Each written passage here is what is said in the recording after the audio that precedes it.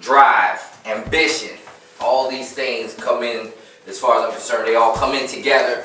They all make it possible for you to achieve a goal that you set for yourself. You know, we talk about getting something done, starting something and seeing it to completion, see it to fulfillment.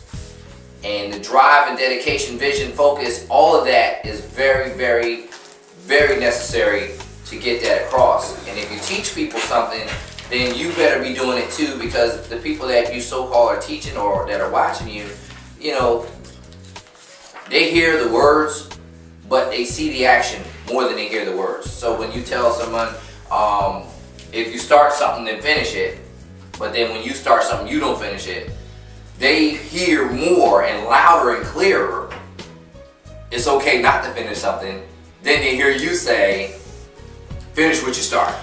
We all heard that as children, right? We all heard that. Mom said, hey, you start something, finish it. Dad said, you start something, finish it, right? The reason I say that is because if you always hear me talk about passion, what are you passionate about? Whatever you're passionate about, you will see to completion. Because you're passionate about it. Not because of the promise of money, income, or anything, but the fact that you want to see it completed, you want to see it finished. If you're not passionate about it, you're looking for a way out. You're looking for, let me do, and it said in my evals, he does just enough to get through the day. Now, does that mean now? Does that describe me to you, Cheyenne? That I'll do just enough to get through the day? You would say I was ambitious? Driven? Focused? Dedicated? See? See? Now, in the timeshare world, in the end, you guys weren't with me then, but at the end, with Williamsburg Plantation, was I dedicated to them? Not at the end. Was I looking for a way out? Right? When I was there, I was professional, right? I did what they expected me to do, but not above. At the end. Why?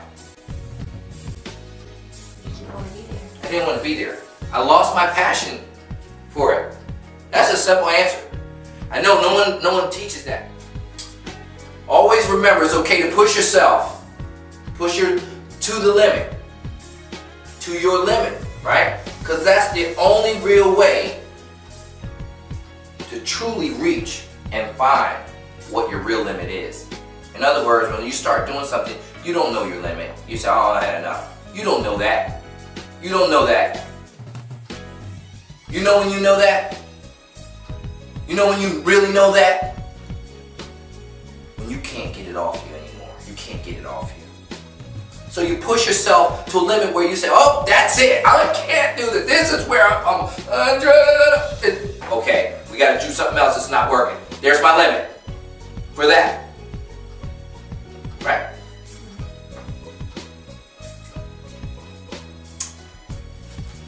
Let's talk about drive. And all of this is involved in everything I just said. Drive is saying, my family needs me. You need me to be strong, you need me to be focused, you need me to be determined, and vigilant, creative. Find a way where there seems to be no way. Okay? So let's talk about it. 7 years I said I was going to write a book. People told me, write a book, you need to write a book. Man, your book would be awesome. You should tell your story. People need to hear your story. People need to see you. They need to da-da-da-da-da. I let them tell them, yeah, okay, I'll write a book. But it wasn't my heart telling me to write a book. It was everybody putting it into my mind to write a book, right? So it took 7 years before I truly, and I actually started 7 years ago. I wrote 2-3 pages of the book, didn't I? And the book was titled, Fueled by Negativity. That was the title of the book. I wrote the title before I started writing the book. I'm going to teach you something. Here's the book. It took me a little less than 3 months to write this whole book, 10 chapters. But it took me 7 years to truly take it seriously. The reason why is because I wasn't passionate about writing a book then. I had to go through more stuff in life to fill these chapters out to make it truly strong. Now everybody's saying, oh man, I want to write a book too. I'm going to write a book too. Well, write it. Writing a book is not the hard part. That's not the hard part. Writing a song is not the hard part. Completing the task is the hard part. See it from start to end, from the time you pick up a pen and start writing, to start giving it to your family members. Hey, type this up for me, proofread this, do this for me, do the research on the publishing, do this, and get the team around. That stuff becomes the tedious part. Dealing with other people. The book was easy. It was simple. The process wasn't so easy. We're still actually going through some of the process. But now there's something in my hand. My picture's on the back of the book. It lives. They actually title me an author now. My sister wrote beautiful stories. She wrote way more than I did. I wrote one book. She wrote several stories. Something like 20, 25 things, right? We read one. It was awesome. They're great. They're children's books. They will sell probably better than this will. Here. It's not my expectations. I'm trying to push you. Push you to your own limit. So we say, okay, the book's done. Thanks, Em. Thanks, everybody for helping me. We all named it.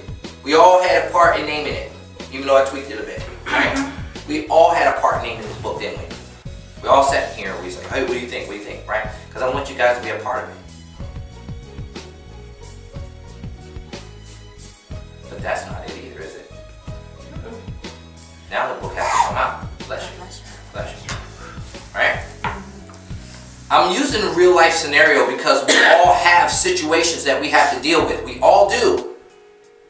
But we can all handle these situations, no matter how big they seem to be, if we do it the same way as we've done something that we completed. But it's got to be passion, or it won't be completed. And if it is completed, it won't be done right. You have to do it again, right? So I said, all right, now we got the book. Now, the book's done. Yeah, I was getting upset. Nietzsche saw me getting upset. There's a reason for that. Why did I tell you I was getting so mad about this, how long this thing is taking to come out? I said I want the people, texted Dad. He ordered 10 books for Christmas presents. It's January 10th. Someone failed us. Someone dropped the ball on us. But we didn't fail. Right? But in the whole scheme of things, if people were like, oh, I'm getting the book for Christmas, they would be let down, wouldn't they? Who would they blame? Right. Do they know Azilibridge? No. I don't even, I gotta chop the name up a little bit when I say it. Because M's, talking with them a lot. The day I was gonna blow up, Missy and I were in here by ourselves. She knows I was gonna go off that day. But my books were here. My personal books were here. That was God stepping in the way and saying, look, I know you did what you were supposed to do. They dropped the ball, but I'm going to give you something to calm you. Ebby gave me something that I talk about all the time now, last year. And it says sometimes God calms the sea for his child.